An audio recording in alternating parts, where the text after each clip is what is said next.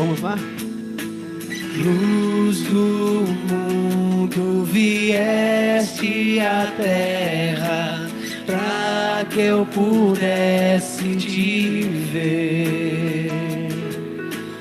Tua beleza me leva a adorar-te. Quero contigo viver. Vim para adorar-te, vim para prostrar-me, vim para dizer que és meu Deus. És totalmente amável, totalmente digno, tão maravilhoso para mim.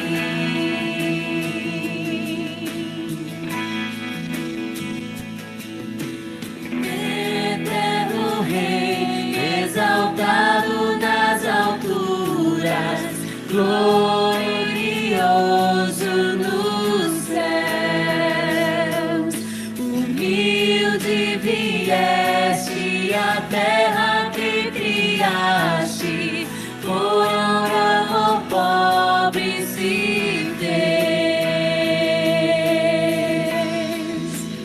Vim para adorar-te, vim para prostrar-me, vim para dizer que és meu Deus. És totalmente amável, totalmente digno, tão maravilhoso para mim. Vim para adorar-te, vim para prostrar-me, vim para dizer que és meu Deus. És totalmente amável, totalmente digno, tão maravilhoso para mim. Eu nunca saberei o preço dos meus pecados lá na cruz. Vim para adorar-te, vim para prostrar-me, vim para dizer que és meu Deus. És totalmente amável, totalmente digno, tão maravilhoso para mim. Vim para adorar-te, vim para prostrar-me, vim para dizer que és meu Deus. És totalmente amável, totalmente digno, tão maravilhoso para mim.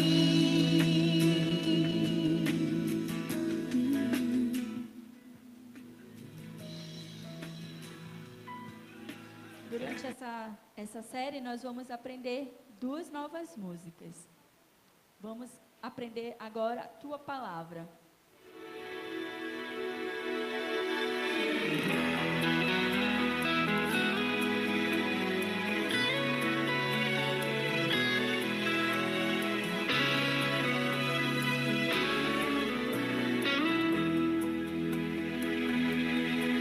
Escondi Tua palavra no meu coração, pra não pecar contra Ti. Escondi as Tuas preciosas verdades dentro de mim. Eu não quero falhar, eu não quero jamais entristecer meu Jesus. Tua palavra é luz, Tua palavra é paz, Tua palavra é vida ao meu coração. Por isso em meu viver eu quero compreender, eu quero aceitar em mim o Teu querer. Venha ajudar-me, ó Deus. Decidi obedecer, Senhor, em qualquer situação. Sei que Tu vais ser comigo. Decidi que quero de hoje em diante ser sempre Teu. Eu não quero falhar, eu não quero jamais entristecer, meu Jesus.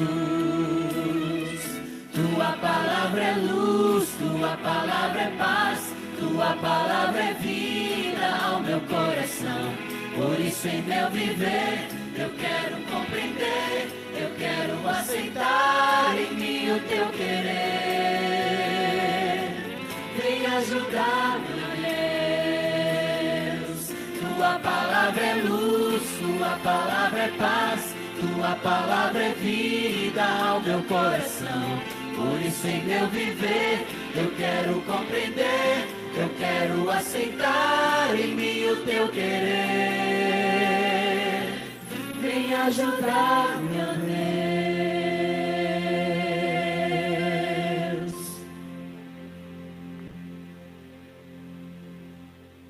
A próxima também fala sobre a palavra de Deus.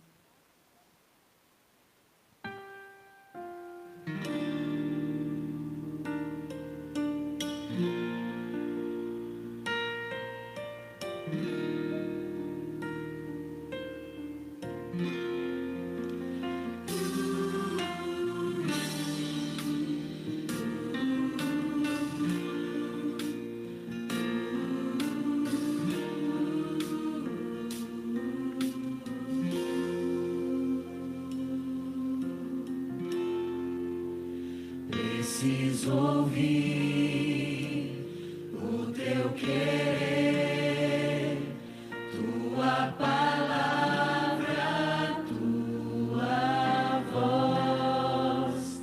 Quero andar em Teus caminhos, Tua verdade é minha luz.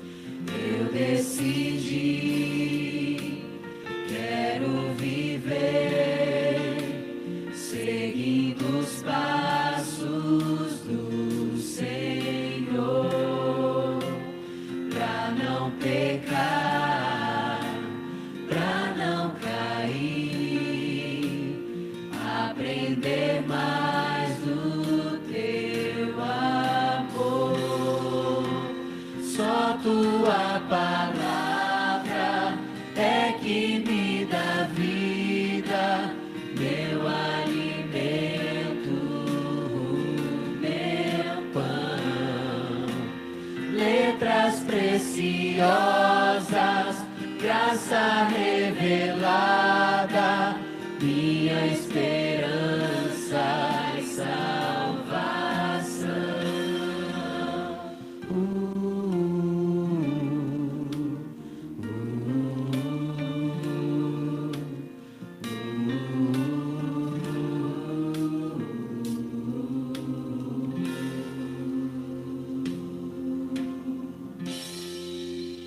Eu decidi, quero viver seguindo os passos do Senhor,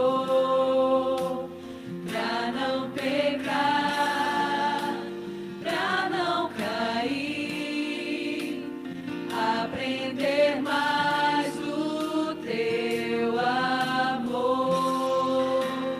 Só Tua palavra é que me dá vida, meu alimento, meu pão. Letras preciosas, graça revelada, minha esperança e salvação. Só Tua palavra é que me dá vida, meu alimento,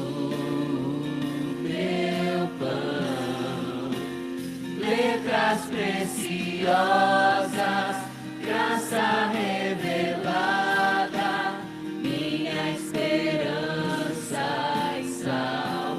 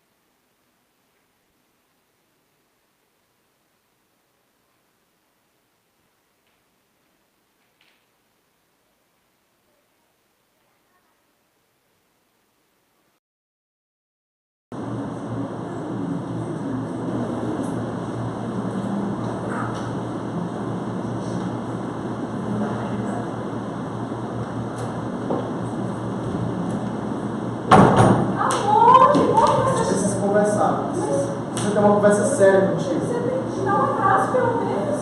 Olha, Jennifer, é o seguinte, mudou muita coisa na minha vida hoje. E eu quero dizer que não dá mais, não dá para continuar. Mas a gente se ama. Não, se ama não, calma.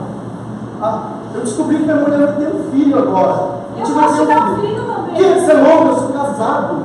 Não dá mais. A gente já tá junto há Não, anos. acabou, sinto muito, mas eu descobri que eu Não amo faz minha isso mulher. comigo, Fábio. Não dá mais. Olha Eu lá. quero você. Ela tá me ligando, sinto muito. Desculpa. Não faz. Eu tenho que ir, tá? Adeus. Fábio. Não torna as coisas mais difíceis, tá bom? Sinto muito, desculpa. Vou acabar com o casamento. Não vai ser feliz com ela.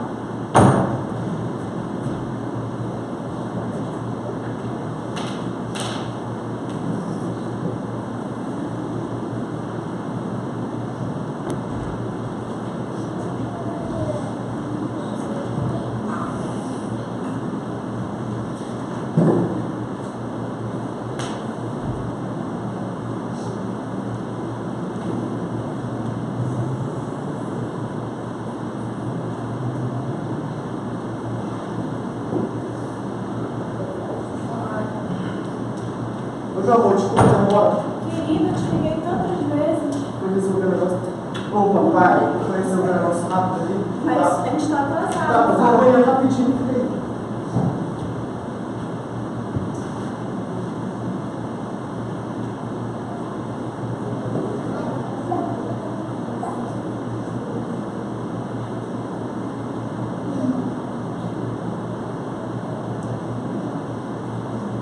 Isso vai demorar demais.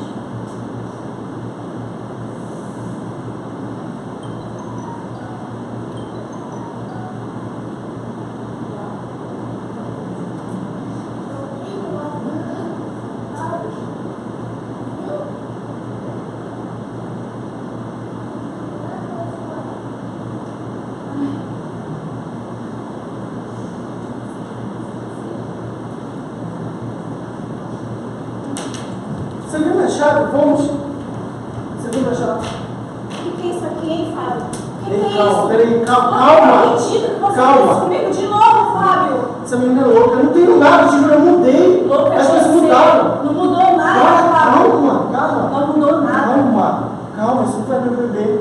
Calma, eu mudei, juro, essa menina é louca, eu não tenho nada a mostrar. Fábio, esses anos todos, Você tem que você me acreditar. enganando, Calma. você me traindo. Calma, eu mudei, Acabou. sério. Não acabou. Não, já chega. Sabe de uma coisa? Eu cansei. Nem pelo nosso filho, Fábio, você não muda. Calma. Me traindo, me enganando, me mentindo. Calma, deixa eu falar. Calma, eu mudei, eu te juro. Nossa, a gente vai ter um bebê, calma, você tem que ficar calma. Fábio, chega de mentira. Pra mim já deu. Cansei.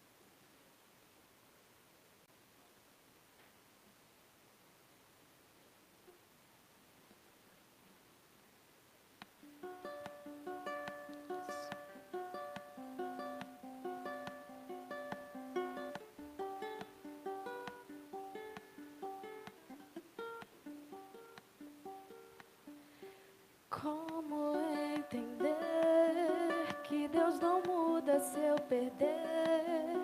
E essa história que eu quis pode ainda ter final feliz. Como aceitar que minha vida tem valor?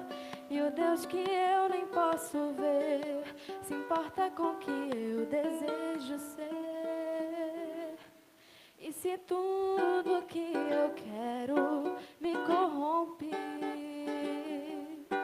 E se nada me faz forte, me levante, meu Deus. Quero entregar a minha história, as páginas em branco, vencer a Deus, meu escritor. Vencer o meu Senhor, pague tudo que eu já escrevi, os erros que eu fiz, escreve agora com o teu sangue, o meu final feliz.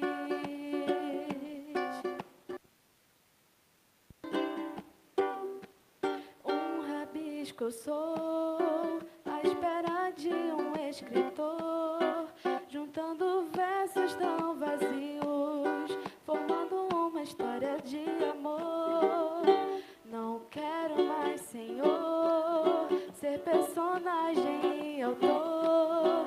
Quero deixar-me escrever, cada palavra tua quero ser. E se tudo que eu quero me corrompe, e se nada me faz forte, me levante, meu Deus. Quero entregar a minha história, as páginas em branco, vencer a Deus, meu escritor, vencer o meu Senhor. Apague tudo que eu já escrevi, os erros que eu fiz, escreve agora com o teu sangue, o meu final feliz.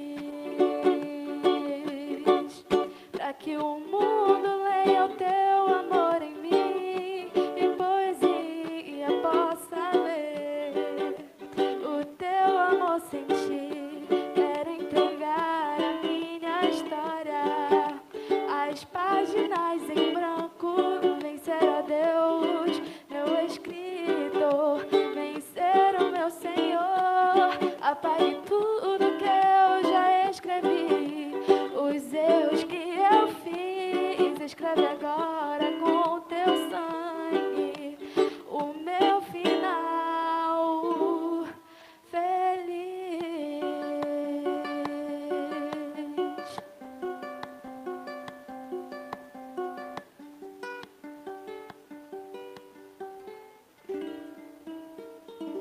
Amém.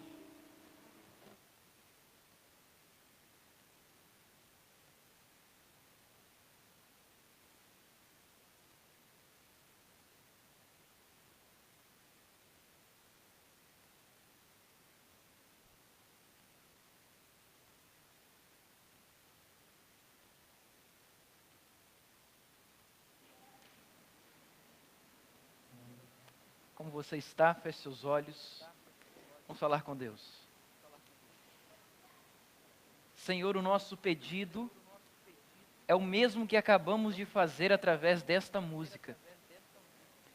O nosso pedido é que o Senhor apague os nossos erros e pegue as nossas páginas em branco deste novo ano e escreve o nosso final feliz. Nesta tarde, nós queremos começar a escrever uma nova história neste primeiro sábado do ano, ao teu lado. Nós, ó Deus, queremos escrever um ano novo, uma vida nova, ao teu lado.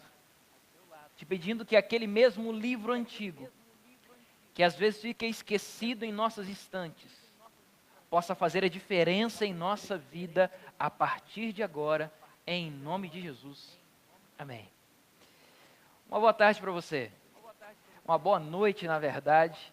Sejam todos bem-vindos ao Espaço Novo Tempo. O Espaço Novo Tempo é uma comunidade de fé que pertence à Igreja Adventista do Sétimo Dia. E nós temos aqui um objetivo que é semana após semana que você tenha um encontro real com Deus. O Espaço Novo Tempo é o lugar onde você vai ouvir boas músicas. O Espaço Novo Tempo é o lugar onde você vai conhecer pessoas novas. E o Espaço Novo Tempo é um lugar para você chamar de seu. Portanto, seja muito bem-vindo ao seu lugar, ao nosso lugar. Que música bonita é essa que acabamos de ouvir, né? Uma letra muito profunda. Não sei quantos prestaram atenção na letra de fato. Inclusive, eu fiz questão de mencionar essa oração para Deus agora, essa música, a letra da música na oração agora, porque me toca bastante essa música. É uma música que fala que devemos entregar para Deus as nossas páginas em branco. Nós estamos num novo ano, iniciando um novo ano, e geralmente nós temos aquele lema, né? Ano novo, vida nova. E se temos essa vida nova de agora em diante, temos que entregar essas páginas em branco para Deus, deixar Ele escrever um final feliz para nós. E pensando nisso, nós temos a nova série, e a nova série leva o título pensando exatamente nesse ano novo, vida nova, que é o título dessa série no mês de janeiro, Ano Novo, Livro Antigo. A Bíblia é um livro de fato antigo e, como eu mencionei também na oração, geralmente é um livro que fica esquecido lá nas estantes da nossa casa. Tem gente que abre lá no Salmo 23 ou no Salmo 91 e pensa assim, isso aqui vai proteger minha casa. A Bíblia está aqui aberta e isso vai trazer toda a proteção e bênção para minha casa. A Bíblia, consideramos que é um livro sagrado? Sim. A maioria de nós, em nosso país, como um país cristão, acreditamos que a Bíblia é um livro sagrado. Mas deixa eu te dar uma péssima notícia. Um livro aberto lá na estante da sua casa não vai ser nada mais do que um livro pegando poeira ali. Não vai servir de nada se você não fazer uso desse livro, não ler todo dia, não meditar. E é pensando nisso que nós vamos falar muita coisa sobre esse livro, sobre a Bíblia, nessa série. E começando hoje, a pergunta é, a Bíblia é confiável? A Bíblia, esse livro antigo, esse livro que muitos consideram como ultrapassado, muitos dizem assim, mas a Bíblia foi escrita por homens, papel aceita tudo, dá para confiar que a Bíblia não foi alterada com o tempo? Essas respostas nós vamos dar hoje com a mensagem agora. Eu queria que você tivesse o máximo da atenção para que você não perdesse nenhum detalhe. Mas antes de falar se a Bíblia é confiável ou não, eu queria falar de pessoas confiáveis. Já te aconteceu em alguma situação em que você estava falando puramente a verdade, mas a pessoa não acreditava em você? E já te aconteceu de você lidar com uma pessoa que você pensava, não, essa pessoa só fala a verdade, mas na verdade ela estava te apunhalando pelas costas ou falando uma mentira para você? Já te aconteceu isso? E aí, como avaliar se uma pessoa é confiável ou não, é muito complicado. Conta-se que, certa ocasião, um grande inventor lá no Japão, ele criou uma máquina que detectava ladrões. Já ouviram essa história? E essa máquina, de fato, provou-se verdadeira no dia da estreia lá no Japão. Ela conseguiu detectar pelo menos 5 ladrões, logo na estreia. Os Estados Unidos, vendo aquilo lá, falaram, nós temos que pegar para nós isso aqui também. Levaram para os Estados Unidos e logo na estreia foi um sucesso, pegaram 10 ladrões. E aí o Brasil pensando, não, Estados Unidos deu certo, nós vamos trazer para o Brasil. Trouxeram para o Brasil a máquina e roubaram a máquina. Roubaram a máquina. Você pensa que isso é história de ficção, né? Mas fizeram recentemente, nós vamos ver o vídeo daqui a pouquinho, fizeram recentemente um teste de honestidade, de confiabilidade, lá nos Estados Unidos e o mesmo teste aqui no Brasil. O teste é mais ou menos assim, coloca-se uma mesinha, num local público, e nessa mesinha eles colocaram vários relógios. Estava ali, solto, qualquer um podia pegar, mas tinha um detalhe, tinha uma plaquinha dizendo, olha, $10 cada relógio. A pessoa pegava o relógio que mais gostasse, colocava ali, legal, gostei, colocava os $10 na caixinha e ia embora. Não tinha vendedor, não tinha ninguém olhando. Você pegava o produto, gostava, pagava pelo produto, colocava na caixinha e pronto, estava pago. Fizeram isso nos Estados Unidos. A mesma equipe fez isso também no Brasil. Lá nos Estados Unidos venderam 4 relógios a $10.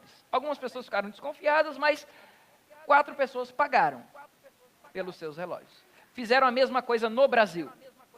Olha só, está aqui uma câmera escondida, a caixinha está aqui, os relógios estão aqui, a mesinha está aqui, local público, na rua. Vamos ver o que aconteceu.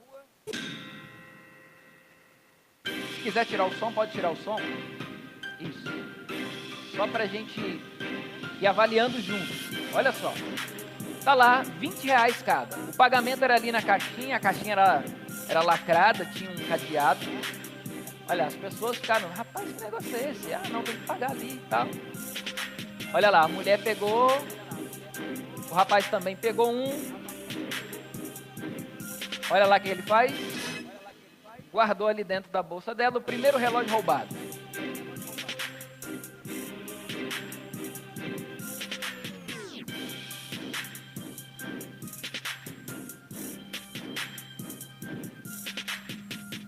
Esse daí gostou do relógio, colocou no pulso, pagou pelo relógio.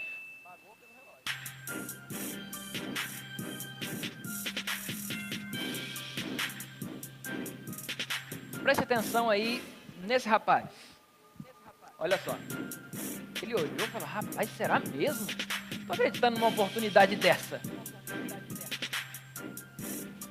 7 minutos depois ele volta. E ele voltou com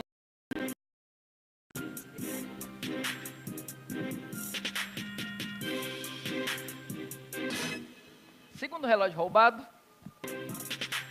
o parceiro dele levou. Sacolinha, né?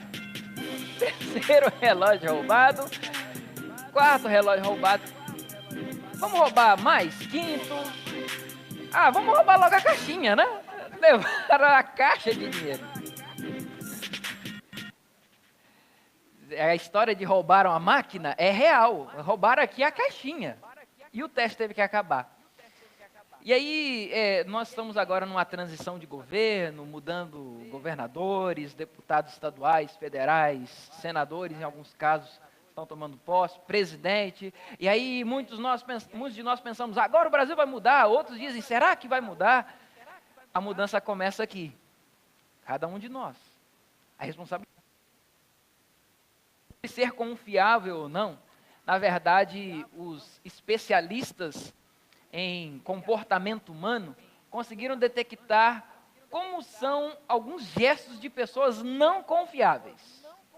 E preste atenção nisso aqui, quem sabe você já foi feito de trouxa esse ano, desculpa a expressão, mas se você já foi feito de bobo esse ano, preste atenção nesses detalhes para você não cair mais em engano de ninguém, de pessoas não confiáveis. Primeiro, a pessoa não confiável tem a tendência que quando vai te contar alguma coisa, vai tapar a boca, dizendo assim, nem te conto, tenho uma novidade para te contar. Não é uma pessoa muito confiável, quando já usa isso aí direto. Evitar o contato visual. Você fala assim, olha aqui para mim, e ele fica assim. Ele olha para todo lugar, menos para você. Outra característica, outro gesto muito peculiar de pessoas não confiáveis é comprimir os lábios na hora que está falando para você algumas coisas. Outra característica são as mãos falando por si só. Geralmente a mão vai detectar mentira. A pessoa, você pergunta para a pessoa, mas isso que você está me falando é verdade mesmo? Ele, claro, pode confiar em mim, totalmente. A mão, vocês estão rindo, mas é verdade. Tem gente que, tem até um governante que recentemente saiu do governo, não vou falar o nome dele, mas que ele falava muito com as mãos. Ele falava, não, o Brasil está bem demais, pode confiar que a inflação, ele já tinha todo. Mudar o tom da voz. Isso está me falando a verdade? Claro. O tom da voz é claro. Ou então ele nem tem a voz tão grave e ele fala logo, não, pode confiar em mim, claro. Estou falando totalmente a verdade. Ele muda o tom da voz. E também tem o negócio da coceira. Sabe a pessoa que começa a falar contigo? Pois é. Por que você chegou atrasado? Não, porque o trânsito, né? Sabe como é que é? Começa a arrumar uma coceira. E outras coisas. Olha só. Pessoas não são, geralmente as pessoas não confiáveis, você vai falar com ela, você vai se aproximando dela, ela vai fazendo isso aqui assim, ó. Ela vai inclinando para trás e tal. E tem isso aqui de cruzar os braços em posição de bloqueio em relação ao outro. Ele não está interessado. Não confia muito em você também. Então ele já está aqui se bloqueando e se inclinando. Ele não gosta muito do que você está falando. Tocar nas próprias mãos ou esfregá-las, segurá-las juntas, aqui também são gestos peculiares de pessoas não muito confiáveis. E tocar-se no rosto, no abdômen ou outra parte do corpo, enquanto está conversando com você, também é um sinal de alerta. O que é confiar? Você deve estar agora, sua mente deve estar pirando, né? Nossa, agora tudo faz sentido. Agora a ficha está caindo, agora estou entendendo por que... Agora sim, tudo. Parece que o horizonte se abriu agora. E eu fui pesquisar no dicionário, o que é confiável no dicionário? O dicionário diz que confiável é que se consegue confiar, claro, que é honesto, sincero, em que se consegue estar tranquilo sobre alguma coisa e sustenta ou oferece segurança. Preste atenção nessa definição, porque daqui a pouquinho eu vou voltar com essa definição, só que comparando essa definição com a Bíblia. Já que o tema é, a Bíblia é confiável, nós vamos ver sobre essa perspectiva também. Características de pessoas confiáveis. Pessoas confiáveis são presentes, sempre. Se você pode confiar numa pessoa, é porque essa pessoa o tempo todo se faz presente. Uma pessoa que é muito ausente, que você pensa assim, não, agora eu vou poder contar com ela, ela some. Cadê? Não sei, nunca mais ouvi falar. Hoje eu pensava que ia aparecer, mas sumiu. Não é uma pessoa muito confiável. Então, uma pessoa presente é uma pessoa confiável. Uma pessoa que tem compaixão e que demonstra compaixão pelos outros, geralmente também é uma pessoa confiável. Uma pessoa que é honrada ou que demonstra honra, também é uma pessoa confiável. E também é uma pessoa autêntica. É aquela pessoa que vai te falar a verdade, mesmo você não se agradando muito. É uma pessoa autêntica. O autêntico não é aquele que ofende os outros, não vamos confundir isso. O autêntico é aquele que sabe falar a verdade sem ofender o outro. É aquele que vai te falar, às vezes até com dor no coração, mas ele fala. Ele não vai te esconder a verdade. porque geralmente isso vai ser para o crescimento seu. Isso são características de pessoas confiáveis. E aí a pergunta de hoje é essa: a Bíblia é um livro confiável? E geralmente quando a gente trata desse tema, algumas pessoas, e até falei isso semana passada aqui, quando estava anunciando essa série, eu disse que nós não podemos julgar as pessoas que usam essas frases aqui. Ah, a Bíblia é um livro ultrapassado, a papel aceita tudo, foram homens que escreveram, homens são falhos. Outros dizem, olha, a Bíblia é incoerente, é contraditória. Eu não posso julgar essas pessoas, porque geralmente quem diz isso são pessoas que ainda não tiveram uma experiência com a Bíblia. Quem tem experiência com a Bíblia, geralmente tem outra visão sobre a Bíblia. Minha mãe sempre dizia assim, meu filho, você não pode falar que não gosta sem antes experimentar. E eu dizia, odeio couve. Já experimentou couve? Não, nunca. Mas eu odeio. Eu não sei porquê, mas eu odeio. Hoje é uma das coisas que eu mais amo, porque eu experimentei. A Bíblia também tem essa mesma característica. Se você não experimenta, você vai ter uma visão meio que distorcida da Bíblia. E muita gente diz isso, por isso eu disse que não podemos julgar essas pessoas. Geralmente ainda não tiveram uma experiência com este livro. E aí o que é a Bíblia? Antes de mais nada, nós precisamos definir o que é a Bíblia. A Bíblia, na verdade, a palavra Bíblia vem da palavra no grego biblos, que significa um conjunto de livros. Hoje ela significa isso no grego. Mas, na verdade, a palavra biblos era usada para a casca do papiro. O que é papiro, pastor? Talvez seja uma palavra nova para você, mas antigamente os escritores utilizavam papiros, que eram folhas de árvores e tal, e elas eram utilizadas, elas eram, claro, tratadas e tudo mais, e eram utilizadas para fazer os pergaminhos. Então a casca do papiro era chamada de biblos, e daí vem então o nome Bíblia, porque os papiros, onde os escritores escreviam as escrituras no tempo, a Bíblia, e faziam os pergaminhos, e então vem daí o nome Bíblia. A palavra Bíblia hoje significa um conjunto de livros, até porque dentro da Bíblia você tem uma biblioteca. Temos 66 livros. 66 livros, 39 no Antigo Testamento, 27 no Novo Testamento. A Bíblia é o livro mais vendido de todos os tempos. E continua a cada ano batendo o recorde como o livro mais vendido todos os anos. A Bíblia é constituída de 1.189 capítulos, 31.102 versículos e mais de 700.000 palavras, a depender, claro, da língua, da tradução. Então a Bíblia é um livro riquíssimo.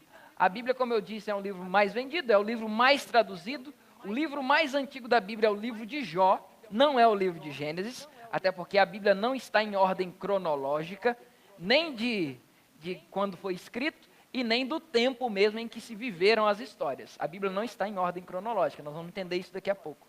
E o livro mais recente, ou que foi escrito por último, está aí uma dúvida entre os historiadores, entre 3ª João, a carta de 3ª João, e o Evangelho de João.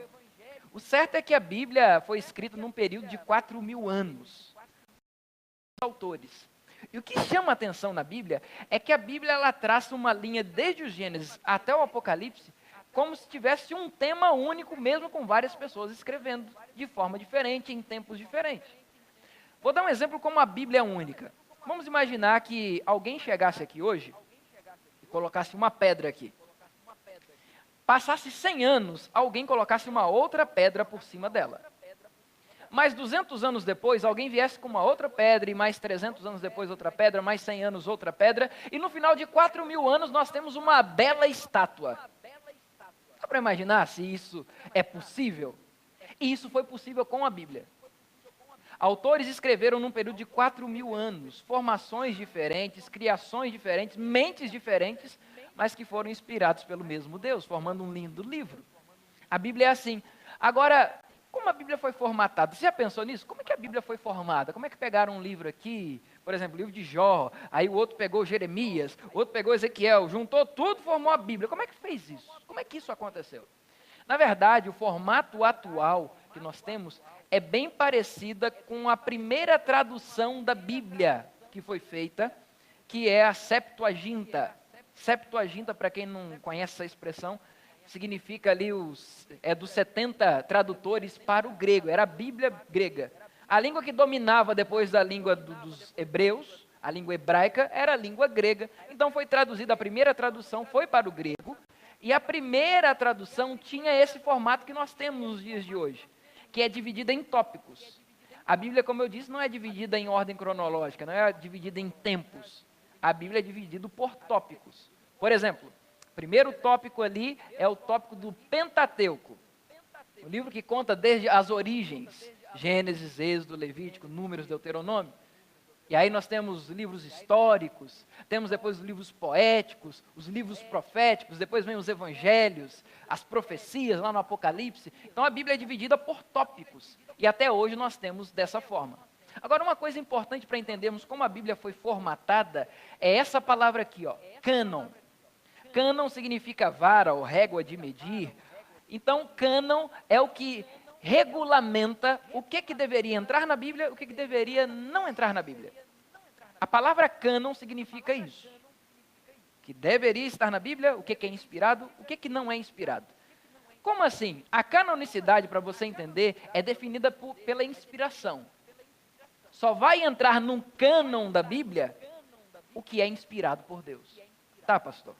Só vai entrar na Bíblia, vai entrar no cânon bíblico o que é inspirado por Deus. Mas quem é que define o que é inspirado e o que não é inspirado? Qual é o parâmetro para eu saber isso aqui é inspirado? Não, isso aqui não é inspirado não. Como é que faz para entender isso? É o que nós vamos ver agora. Inspiração. Primeira coisa a definir sobre inspiração é que existem diferenças entre inspiração, revelação e iluminação. Primeiro, revelação é Deus se revelando de alguma forma. E Deus se revela de várias formas. Deus se revela através da natureza, sim ou não? Quem acha que Deus se revela através da natureza?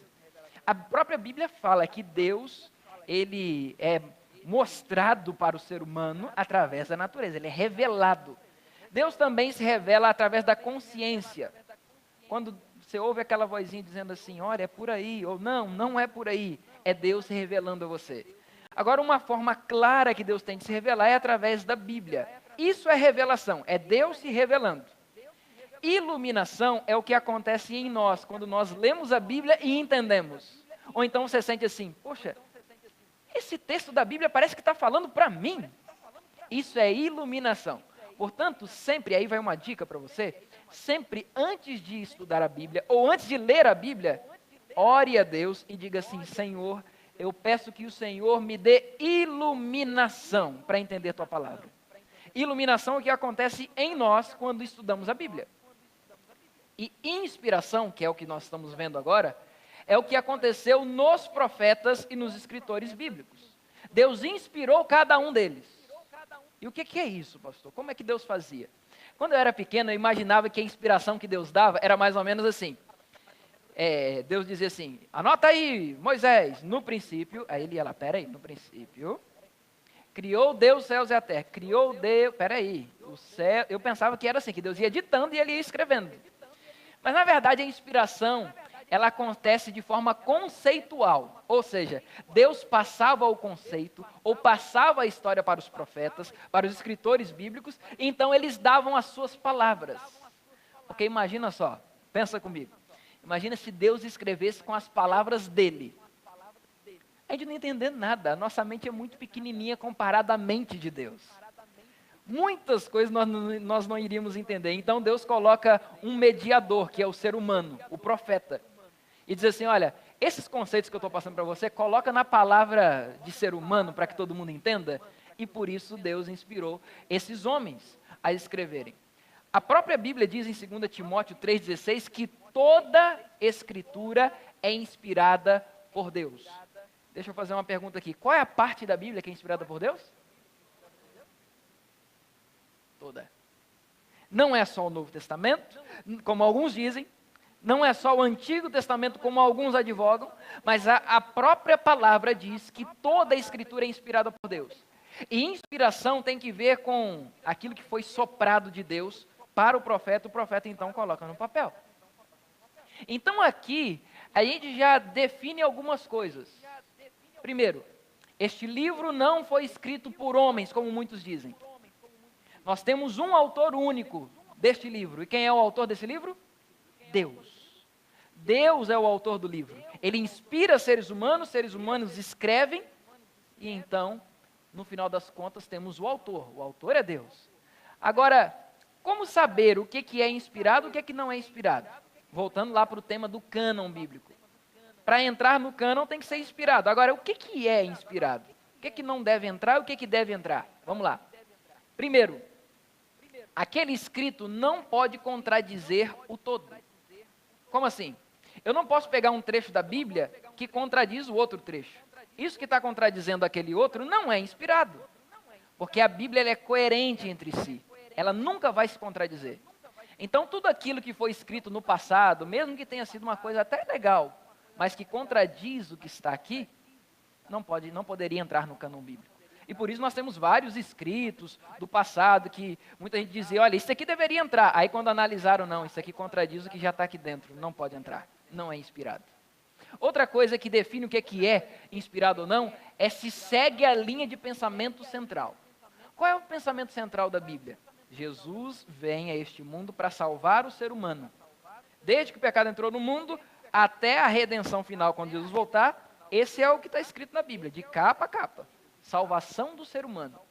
E o que está fora desse pensamento central também não é inspirado, então não podia entrar no cânon bíblico isso. Prova-se como verdade dentro da própria Bíblia. Você pega um texto bíblico, e aí você vai olhar, será que tem alguma outra coisa que dá suporte a esse texto? Por exemplo, o Senhor é o meu pastor e nada me faltará. Em outras palavras, esse texto fala que Deus cuida de nós. Você vai encontrar algum outro texto na Bíblia falando que Deus cuida de nós? Sim ou não? Sim.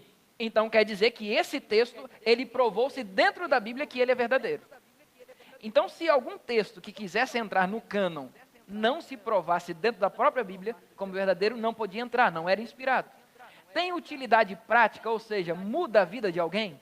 Serve para a vida de alguém? Se não serve, não entra no cânon bíblico. A historicidade também prova se é inspirado ou não. A história. Pega aí o livro de Daniel, capítulo 2. O livro de Daniel, capítulo 2, fala que o mundo seria regido por pelo menos 4 grandes impérios, até o Império Romano. Falou-se lá no capítulo 2 do reino da Babilônia, que era o reino da época. Diz que depois do reino da Babilônia viria o reino da Medo-Pérsia, e isso aconteceu mesmo. Depois do reino da Medo-Pérsia viria o reino da Grécia, e isso provou-se como verdade na história. E depois da Grécia viria Roma. E isso Daniel falou muito tempo antes de acontecer tudo. Então a história prova a Bíblia, aquele trecho, como um trecho inspirado por Deus. A capacidade de transformar, como eu já disse aqui, a indestruibilidade, ou seja, passa o tempo, passam eras e a Bíblia não consegue ser destruída. A Revolução Francesa, inclusive, tentou destruir a Bíblia, mas não conseguiu. Então a Bíblia segue sendo como um texto inspirado. O caráter do autor, o autor que escreveu aquilo, é um cara que dá para confiar? Então, se sim, segue como um texto inspirado. As profecias daqueles, se é um caso de profecia, se cumpriram? Sim, é um texto inspirado. Então, dessa forma, é que a Bíblia começou a ser formatada, o cânon bíblico. O cânon bíblico, então, perguntava algumas coisas. Primeiro, é um texto autorizado? Ou seja, é um texto que afirma vir de Deus? Sim, então entra no cânon, entra na Bíblia. E outro, é um texto que vem de um homem de Deus? É um texto profético, é de um profeta? Terceiro, é um texto de confiança, ou seja, usa verdade ou está ensinando mentiras? Terceiro, é um texto dinâmico, é um texto que transforma a vida das pessoas? E quinto, é um livro aceito por todos os cristãos? Aqueles livros que não eram aceitos por todos, por causa desses outros requisitos, eles tiravam do cânon bíblico. E dessa forma a Bíblia foi formatada. O cânon do Antigo Testamento, ele foi feito por 39 livros desde o século IV a.C. Então essa ideia de 39 livros no Antigo Testamento, ele já existe há muito tempo. Há muito tempo. As primeiras traduções da Bíblia, lá no período de Cristo, já trazia esses 39. Os pais da igreja aqui no Ocidente, muito longe de lá onde foram escritos os livros do Antigo Testamento, já aceitavam como 39 livros no Antigo Testamento. E no Novo Testamento, as listas mais primitivas que temos dos livros do Novo Testamento mostram 27 livros. As traduções do cânon do Novo Testamento mostravam as mais antigas, 27 livros. E já no século II nós tivemos 2 concílios cristãos para definir de fato os 66 livros da Bíblia. Esses 2 concílios comprovaram de que fato a Bíblia tem 66 livros. Desde então, a Bíblia nunca foi alterada. Aí a pergunta é, como saber se a Bíblia nunca foi alterada ou não? O tempo pode ter passado e alguém mal intencionado pegou lá e falou, vou traduzir, mas vou traduzir do meu jeito. Vou mudar um monte de coisa. Será que isso não aconteceu? Acontece que nós temos evidências arqueológicas para comprovar de que a Bíblia nunca foi alterada. Como assim? Recentemente, no ano de 1947, alguns pastores cuidando de ovelhas lá no Oriente encontraram nas cavernas de Qumran 950 pergaminhos e 11 papiros datados do ano 200 a.C. até 68 depois de Cristo. Esses pergaminhos e papiros traziam toda a Bíblia, com exceção do livro de Esther e alguns trechos do livro de Neemias. Toda a Bíblia, de 200 anos antes de Cristo até 68 anos depois de Cristo. Ou seja, é uma das traduções, ou um dos escritos, aliás, traduções não, uma das cópias mais antigas que temos da Bíblia. E eles foram comparar, será que essas cópias antigas trazem o mesmo conteúdo da Bíblia que nós temos hoje em dia? E eles foram conferindo, passo a passo. E aqui está uma parte desse pergaminho que foi encontrado lá por pastores. Engraçado que os pastores estavam procurando suas ovelhas e diz que um garotinho que era pastor de ovelhas viu que a ovelhinha entrou numa daquelas cavernas aqui, ó. E aí ele, com medo de ter algum animal feroz lá dentro, ele jogou uma pedra. E ele ouviu o barulho de algo quebrando. Ele jogou de novo. E outra vez quebrou. E quando ele entrou para verificar o que estava quebrando com a pedra, eram vasos. E dentro desses vasos tinham os pergaminhos. E aí eles foram entrando de caverna em caverna e encontraram essa quantidade, 950 pergaminhos e 11 papiros.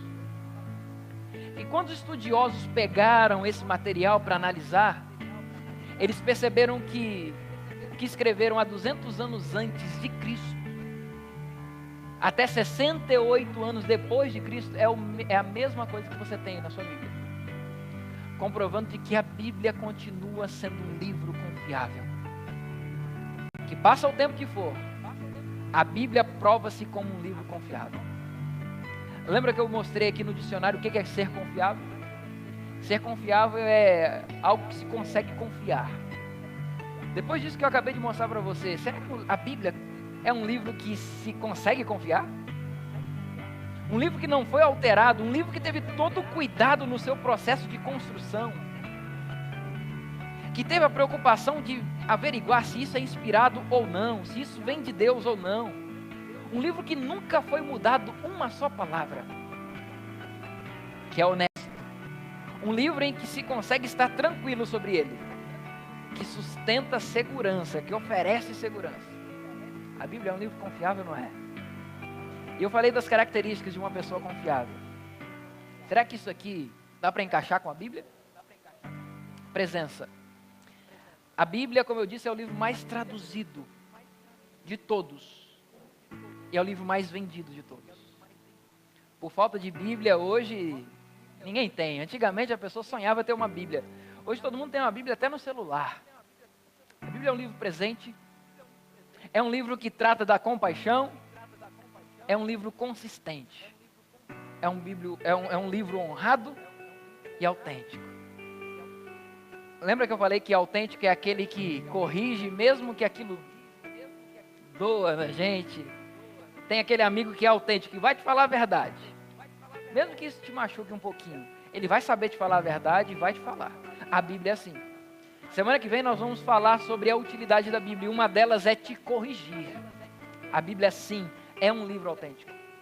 Em outras palavras, a Bíblia tem as características de confiabilidade. Agora não importa muito o que eu fale, mas a própria Bíblia diz que ela é confiável. Olha aqui que diz Isaías 40, verso 8. Seca-se a erva e cai a flor.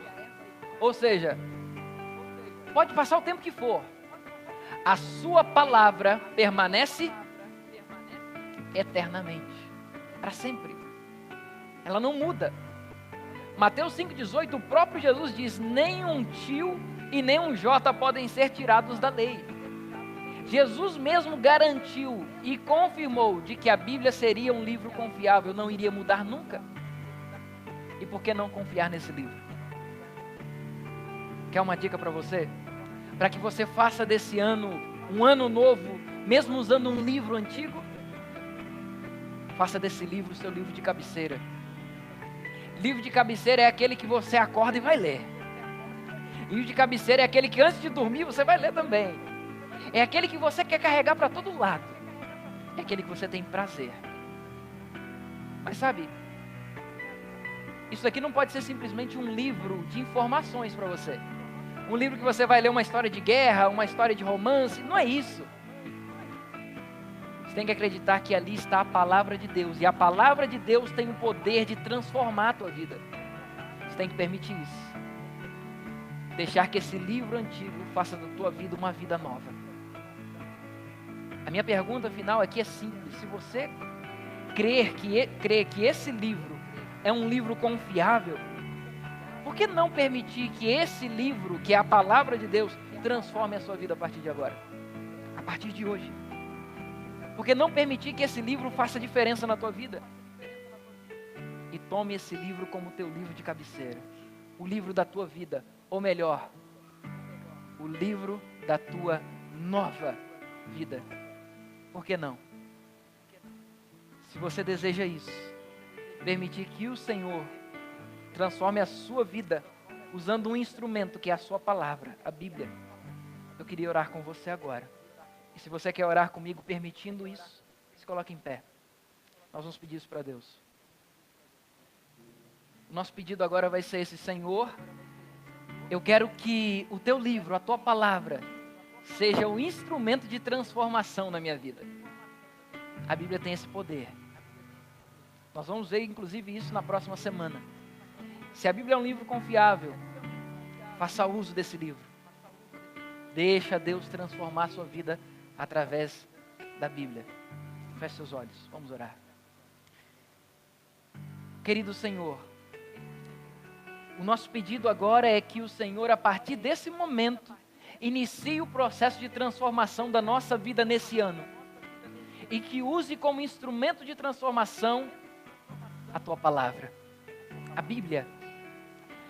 A Bíblia, que é um livro milenar, que passou por tanto tempo sem ser alterada. Nem um i, nem um tio, nem um j mudou da tua palavra desde que ela foi escrita. Por isso ela é um livro confiável. E se é um livro confiável, nós queremos trazer esse livro para a nossa vida e fazer dele o nosso livro de cabeceira. Nós queremos começar a fazer isso agora, hoje. Ao chegarmos em casa, nos ajuda, Deus, a fazer do teu livro, da tua palavra, o nosso livro. O livro da transformação da nossa nova vida. E que amanhã, ao nos levantarmos, o Senhor possa estar em primeiro lugar de novo. Que possamos pegar a Bíblia outra vez e estudarmos com afinco. Pai, se a Bíblia passou por tanto crivo, por tantas peneiras, e chegamos a ter esse cânon bíblico com 66 livros, um livro fantástico, inspirado por Ti, nós cremos que Ele pode transformar a nossa vida. Por isso te pedimos que tome a nossa vida agora em Tuas mãos, transformando-a através da Tua palavra, as Sagradas Escrituras, a Bíblia. É o que oramos em nome de Jesus. Amém. Amém. Que Deus te abençoe, que Deus te dê uma excelente semana e aguardamos você aqui na próxima semana.